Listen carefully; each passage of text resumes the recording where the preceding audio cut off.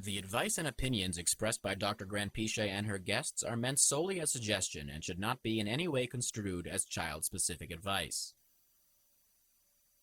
Dr. Doreen Grandpisce is Dr. Doreen is an expert in autism. Doreen Grandpisce. Dr. Grandpisce. Dr. Doreen Grandpisce. Dr. Doreen Grandpisce is a visionary in the field of autism. Now you can ask her questions on Ask Dr. Doreen. I want to squeeze one more in because I love this question. What are some questions I should ask while touring an ABA center to see if it's a good fit for my child? That's a really, really good question. There's a million things you should evaluate. Okay, so you should ask about the training that is given to the behavior technicians. That's number one. The behavior technicians need to be trained well so that they can follow the orders of a BCBA correctly. Okay, that's number one. Second one is, what curriculum are you using? So what is the BCBA following?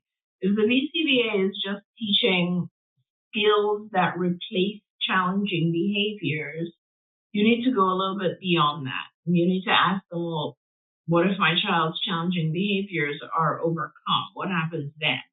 So you need to ask about the curriculum, just so you know that it's going to be broad and individualized. If you, as a parent, go to the organization and you say, I want to teach my child to be able to interact back and forth and tell jokes with his peers, are they going to be able to teach that? So ask them those types of questions and make sure they have a broad curriculum and they know what they're doing in terms of selection of lessons. Okay, that's number two. So training of BTs. I'm not worried about training of BCBAs because they get that in school, the training of the techniques. But for the BCBAs, it becomes very important to know what curriculum they're following, right? And then ask them, what are your overall goals for my child? See if they understand that their goals have to be your goals. Ask them that, find out what happens if the payer, your insurance pushes back. Is the BCBA willing to fight for your child? Or are they willing to actually, tell the payer, no, this isn't correct. This is what we're going to do. Ask them what the transition is after how many years they think your child will be there, and then how they transition your child to the next thing. Ask them how often they meet with you. Do they consider parent training to be important? They should.